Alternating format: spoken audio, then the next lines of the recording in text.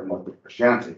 But that's also just me kind of coming in as an outsider. What a great comment. So the comment is that in the list of 5 geniuses provided by Buffon, what is actually the status of Leibniz? So it's more just kind of teleological thinking or is mathematical thinking? I think it's probably mathematical, but I don't know. Buffon's overall kind of vision of nature, I mean, there's certainly a teleological element to it, there's an anti-teleological element to it. We're talking about human accidents.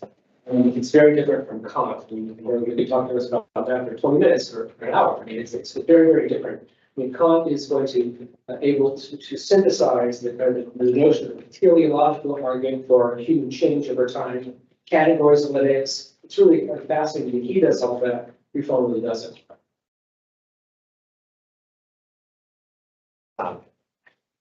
I'm thinking about something you said at the very beginning of the talk about the sort of projection that the genetics focus on physical theories, the idea that what really matters is the interiority, reasoning, and so on. So what struck me is interesting that when Buffon is going through his sort of classification of different regions, as you were talking about, the sort of power these things from Scandinavia through to East Asia, his first comment on every people is always how open they are.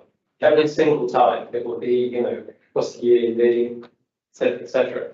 Until he arrives in China and Japan, and then it's that long section talking about how beautiful Chinese and Japanese women are, which of course will then be an important theme in race theories through the present day. So I'm wondering, what is the link there between civilisation policing, as we put it, and physical beauty? And is there a tension between that idea and some commitment to reason as this central human factor? A great question about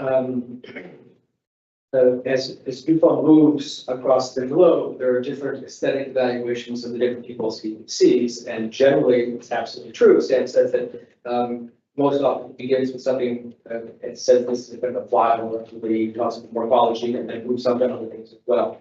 Except the exception being China and Japan. And I think that's a really interesting question. The way I look at this is that he's flipping what the normal travel log does. When a traveler goes to a particular region, there's a genre, a convention of the travel logs that actually talk about topography initially, and then they eventually get, not always, but eventually get to the people themselves. And Buffon has flipped that, starts right off with how the people look in each place.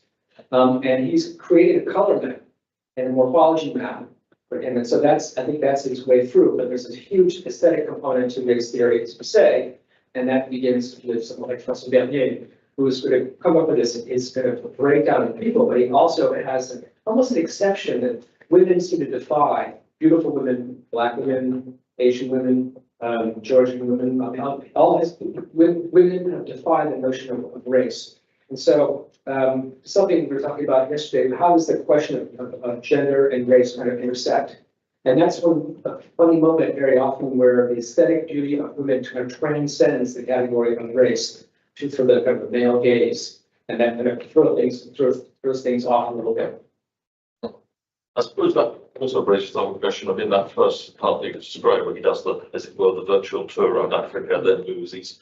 I mean, what are his sources? It is presumably sources are, I don't know actually, but are they other travelogues? So has he picked up some of the motifs of the tropes of travelogue? I mean, for example, the thing about describing the beauty of women is also a trope of travellers within. I mean, French travellers come to England in the 18th century, and they always say English women have bad teeth. I mean, it's a trope of all travel, even before you get into travel to other continents.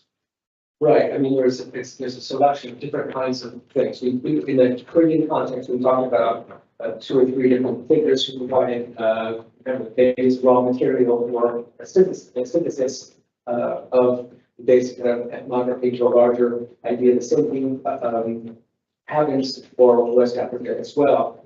There are a variety of sources, both compilations, Abitebo, Dapper, and then individual kind of travel logs as well. So it's a source. He's got correspondence, maybe not true correspondence in West Africa, but his correspondence all over the world, particularly after the first volumes come out. At that point, becomes more famous, just like Linnaeus. Linnaeus has his acolytes on liberal, send them back information. So how it's logic. Yeah, but it would, in a sense, it was possible to get a bit beyond some of the sources. I mean, he must be a bit constrained by the constraints of the sources. Maybe he's not stupid, but at the same time. Occasionally, so I think occasionally, as I pointed out, talking about the Caribbean, he stands back and says, Yeah. well, this may be somewhat problematic. At the same time, he has, I think he understands that he's really quite an enormous amount of negative ethnography, which serves the purposes of pro-slavery arguments. I think we've kept you talking for quite a long time. I think we should draw this to a close and then continue in a more informal way. Andrew, thank you very much for a fantastic talk, and there were also great questions. Thank you very much indeed.